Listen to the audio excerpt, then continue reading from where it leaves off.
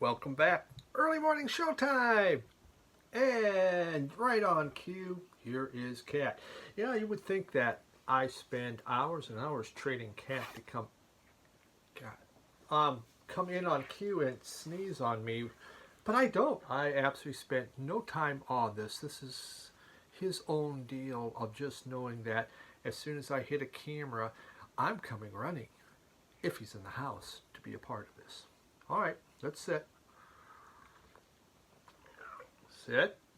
Yep, that's right. Okay.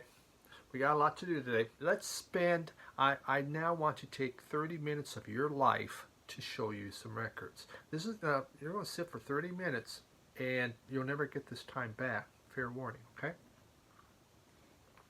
Let us begin. This is VCLT. Came from Bill from the Vinylverse. And actually, it was a birthday present, which was just such a surprise. On my birthday, I was going to get a thing that says, hey, you have this download, and the album will be coming. And it was from Anna von Hausswolff.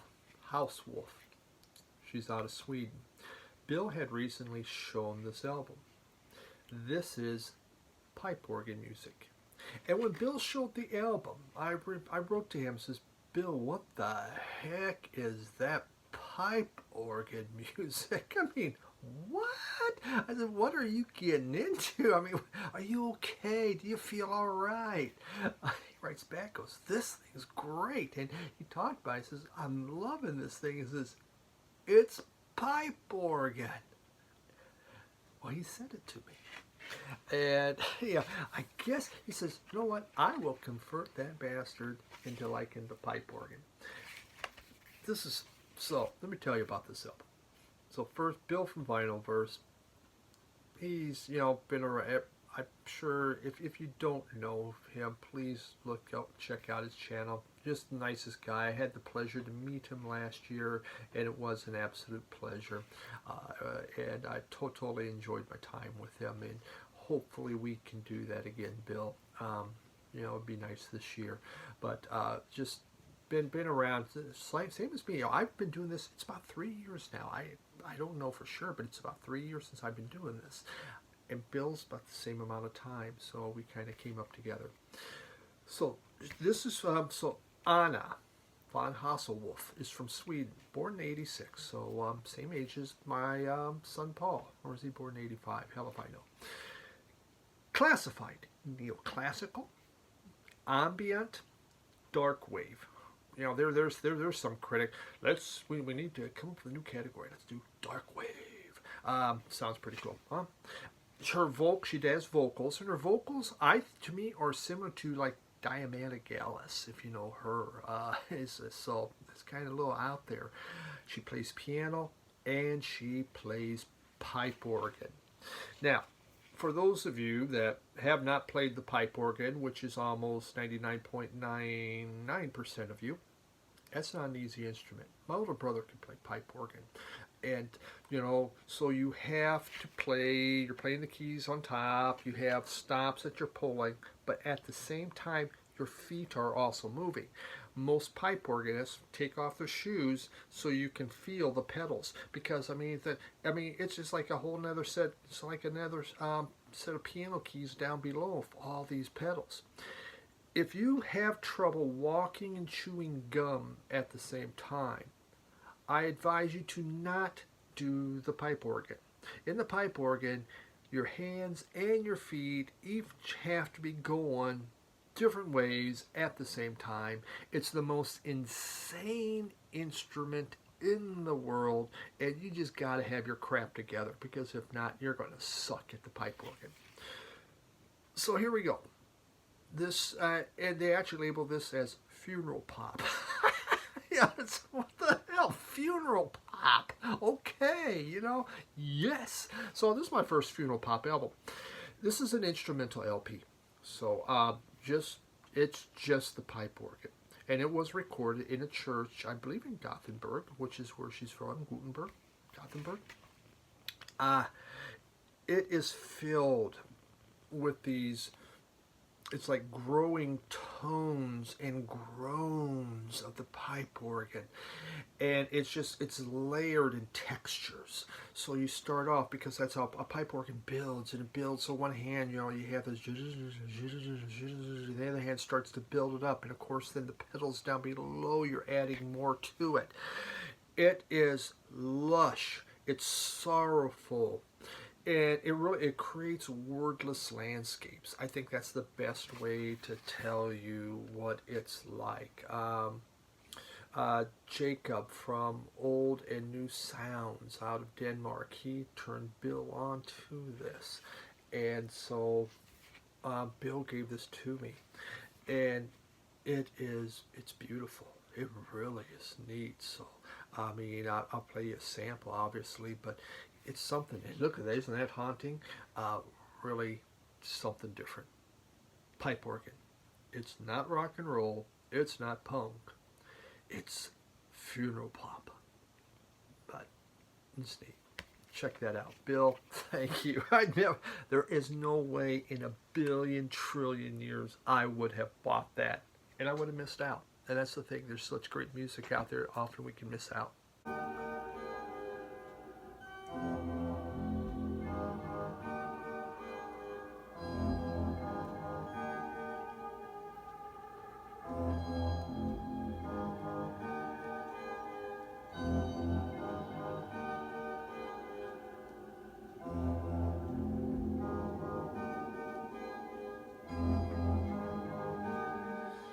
All right, next one. Bunyalim. Bunyalim. That may be how it's done. It's Turkish. I have just that habit of, hey, look at that album. I better have it. I can't pronounce it, so I better buy it because, it'll be perfect for me and more music I can't pronounce. Bunyalim is Anatolian rock. They formed around 70, broke up in 72. They're from Turkish. It's folk psych rock. I saw this, someone showed it on their Instagram. They had it at the record store. We had it, and so I bought it. This is like their singles. So it's like Turkish folk music with interspersed with Cream and Jimi Hendrix. Some of the music on here is more folk oriented. It's there are more traditional instruments going on, and obviously sung in Turkish, while other songs, out come the fuzz guitar and comes the distortion, and it becomes just this psychedelic jam. It's pretty interesting stuff. Label, nothing special there. There is a insert, and the insert has nothing and words about the group. I didn't find a lot about this. The members a lot of them are still alive. They're out there. They broke up after 2 years. They formed different groups. They began doing their own different things on here. It's a variety. There's some original songs. There's some covers, and there is just some folk instrumentals, there's just a lot of folk instrumentation in here also. Really, if you want I don't know a lot about Anatolian rock, but I've been listening to some of you that do. Ellis Pixar, I've talked about him a number of times in his channel. He talks a lot about Anatolian rock and some others. So here we go. I'm sticking my toe into something else, and we're going to see what this stuff's like. But cool album, very fun. It's a reissue, obviously. Bunyalim. Check it out.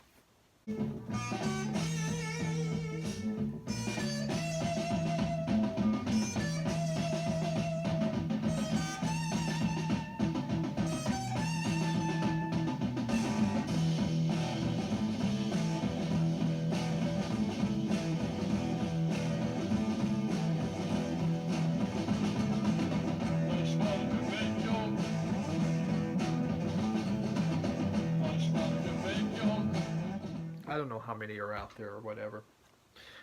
Another VCLT, and this came from MegaJeff. Jeff McCormick, he sent me this. And it's Larry Norman. Jeff's having a contest out there. I'm not sure if it's ended or not. Jeff focuses more on the heavy metal side of things, but also very much on the Christian rock. He's a man that talks his faith, and and I really appreciate that with Jeff. Again, I've known him for a long time. Our musical tastes are different, but we'll watch each other's channel, which is cool. What the VC's about. Well, I'd recently shown this album by Elijah McKinley, and I talked about being one of the very first Christian rock albums. And Jeff goes, I'm going to send you, I think, the very first of all Christian rock albums. And it was this. It's Larry Norman, Upon This Rock. And it is on the Impact label. He had recently got an upgrade on this, and this thing's beautiful. So, this is considered, Larry Norman's considered a pioneer of Christian rock, and he came out of Texas. And Upon the Rock was his first album that came out in 1969. It is, it's kind of, I don't know, there's like folk in here, there's psych, and there's rock influences. I think what he used to say is he wanted to use abrasive music, and he wanted to have sarcasm in it, interlaced with negative imagery, and the whole thing was to develop a positive message, which is what he does. So gospel, you think of gospel and Christian music, it was more just, the gospel groups, and it was more secular sounding, though it was going into soul. He wanted to make it into rock. He wanted to appeal to the hippies. He wanted to appeal to the prostitutes. He wanted to come to this whole other group of people that he felt was being ignored. And this is what he came up with. And Upon This Rock. So there's some rock, there's some softer stuff, but it all really, really works well.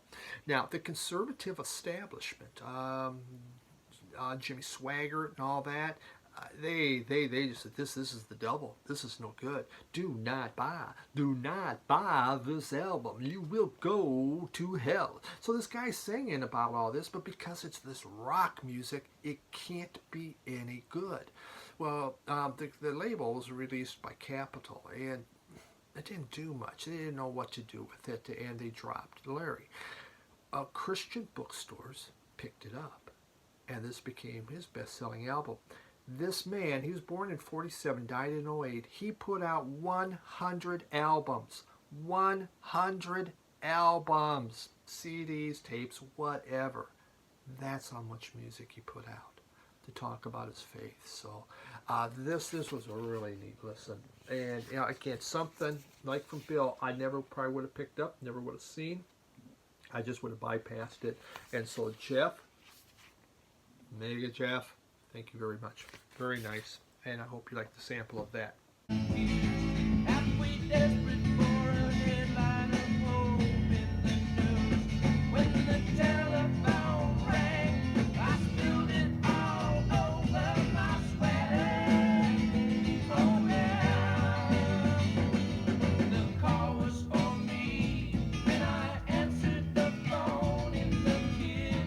All right, we got a kind of a twofer thing here.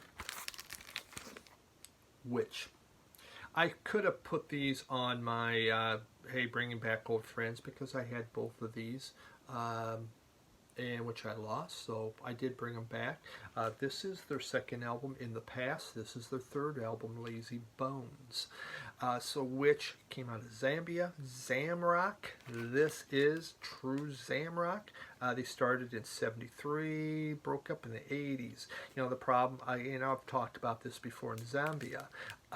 There was just this economic collapse that happened, and then the government crackdown. They formed when Zambia got their independence, and it was all about, hey, we need to have our own music. Well, the government took more and more control, and eventually there was there was curfews, so nothing was open at night. So rock bands or any kind of band could only play in the afternoon. Well, the people with money are working, right? So suddenly they have no audience, and a lot of these bands broke up.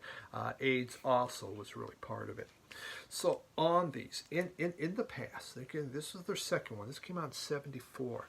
Really good. I mean, just the first song, "Living in the Past," is such a neat song. It's more mid-tempo rock, okay? It doesn't have these screaming guitars or anything. It's all done in English, which makes it a lot easier with the music. But it's a good rock album. There's no horns or stuff. I mean, it's just kind of rock and roll, done African style. Lazy Bones, though. For those of you that you want something more, if you want some fuzz, you want some distortion, they learned about it on this album. And this thing is a fuzz, distorted thing. You can find this out there. I picked it up on Amazon. It doesn't cost that much. So it's the third album. It came out in '75. And it is definitely much more hard rocking than this one. So if you're looking at a witch, if you want something more kind of, good rock, but nothing really wild, in the past. If you want some distortion, you want some fuzz, that kind of psych feel, you want Lazy Bones. So, great group. It's one of my all-time favorite groups, especially of the Zamrock genre. Ngozi Family is another great group from that.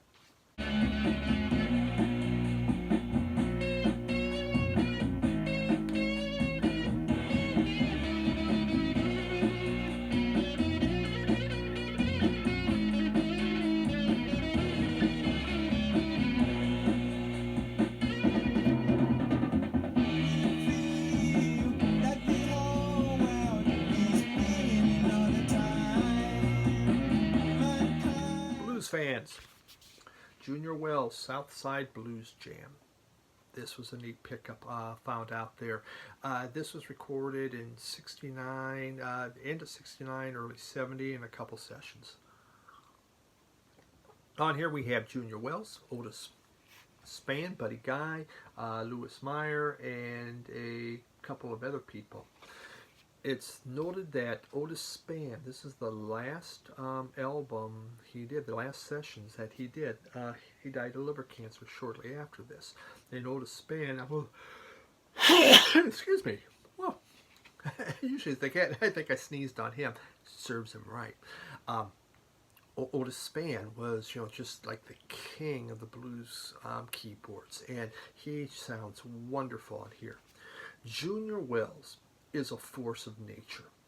He has these mighty harmonica riffs that's happening, and he just has these bellowing lyrics. He's channeling his inner Hausswolff. Really neat stuff. Of course, Buddy Guy's playing on guitar. Junior Wells, Buddy Guy played together a lot. This is just really fun stuff. They do Willie Dixon's "I Can't Make Love to You." I can't make love to you. That's where it goes, love to you. And it's ferocious. It is a sweat-drenched version of this. The blues on here, the rocking, these are dirty blues. These are, it's very loose, it's raucous, it's just, it just may be going off the tracks. These are some guys having some fun, and it is so good. In my younger days, it's like harmonica magic. It's off the Delmark label right there. Lend Me Your Love is another one, and it is an electric blues piano. I mean, it's just fun, it's kind of like an organ, right? But it's not Jimmy Smith. This is Otis Spann doing the electric piano. Great stuff, really neat. This thing isn't, I paid, what's this, $25? I know I got it for a little less, but exciting stuff. Junior Wells, really, it's hard to go wrong with him, so neat stuff. Tell by the way that you lose your man that I could love you, baby, till I cry and say, oh, how would you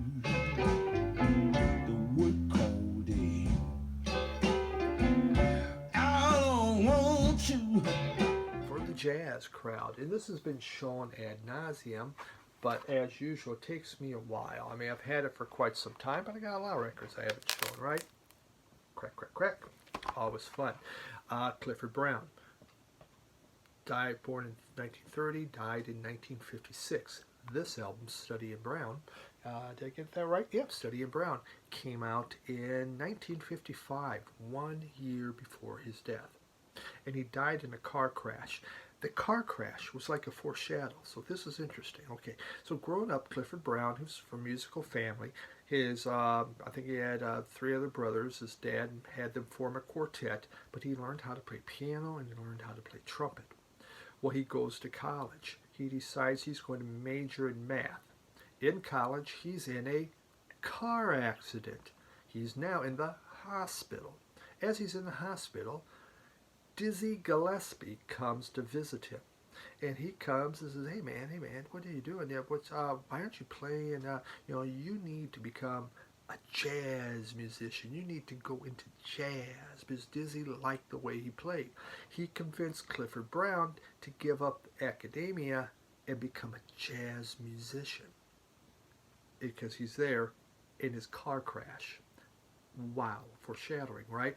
So Dizzy Gillespie is known for hard bop.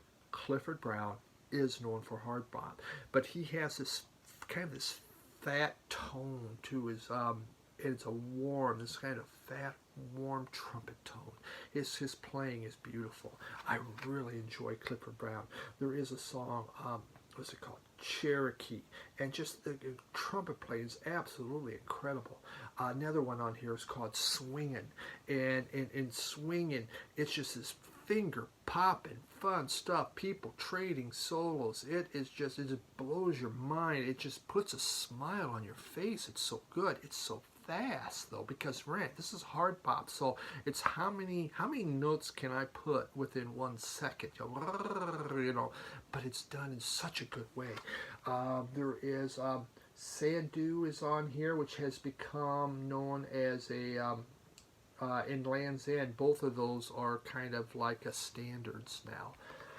Wonderful album, 1 year before Clifford Brown's death. It really shows what he was doing and how he was playing. Just such an incredible trumpet player for those that love hard bop, but his trumpet is it has this beautiful sound. So look into that one.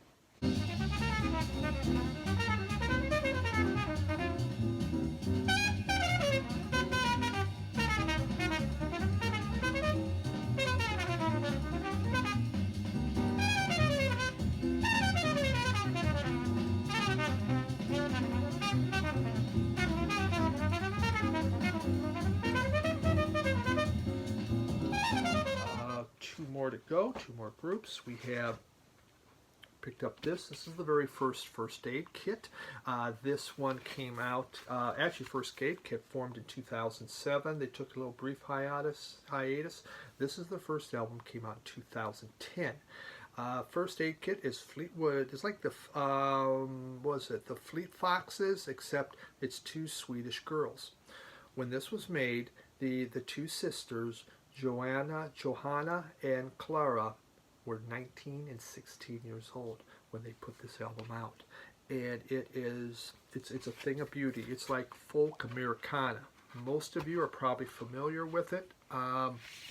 Just nothing special there. Just all the words on the inner sleeve. But it's narrative lyrics, playful melodies, and intense dance harmonies. These 2 gals know how to harmonize, and they do such a good job with it. The subject matter, they're teenagers, but yet it deals with love, it deals with death, and I mean, it's deep. It's amazing it came from 2 teenagers. It is so well done. It's again, they're learning. There's a song on here. Let's see, I Met Up with the King, which is such a cool one. It's just about a man dying, and they're talking to this man that's dying, and he's saying, I'm still the same person. I'm still the same person I always was. He's trying to convince them of that. It's just really nice. If you love harmonies, Americana type stuff, First Aid Kit is just incredible. Great music. Love this group. My favorite came out in 2012, Lion's Roar. Man, that's a great album. Fine. So many plans and so much you wanna do. Love is tough, time is rough. Love is tough, time is rough for me. Mink DeVille. Mink DeVille, I picked up 2 of these. I used to have this one. I never had this one. Mink DeVille formed in San Francisco, but from way of New York. Billy Borsey, I believe, he was became Willie DeVille. They were in San Francisco, his group, and they go, what should we call ourselves? They wanted to get a name change. And some guys, you know what's cool? A Cadillac, fur-lined Cadillac. That's what's cool. And so they go, that is cool. Mink DeVille it is. And Borsey said, I'm now Willie DeVille. So they went back to New York. So they went from San Francisco to New York. They formed in 74, broke up, I believe, in 86.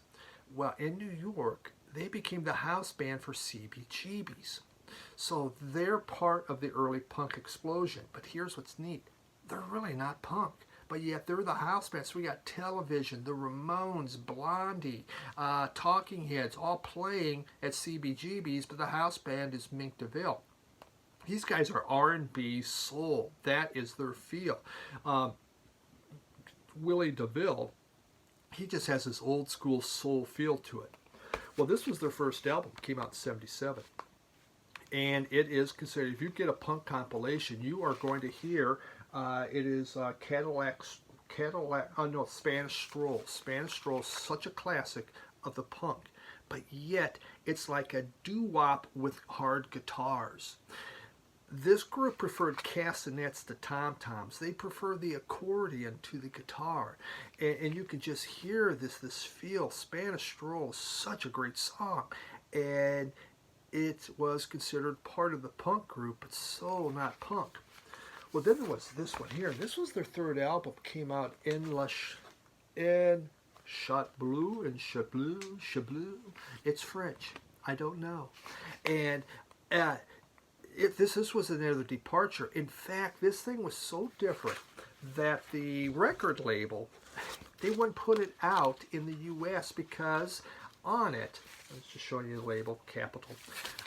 Capitol felt that American audiences couldn't handle an album that had a lot of accordion in it and that used the washboard. It had a Cajun sound to it, and they thought the American audience couldn't handle it, so it was released in Europe. Well, eventually it made its way back to here. I love this album. This thing is great. And yeah, there is some accordion washboard. It isn't like front and center, but you have that feel to it. Such a great album, and I never had this. So Mink DeVille, part of the punk crowd, but yet you listen to it, it's not.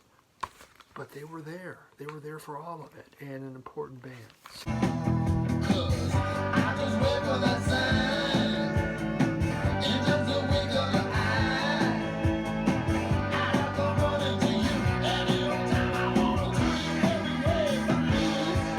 If I could only get my hands on you, I want to every way from you. If I could only get my hands on you.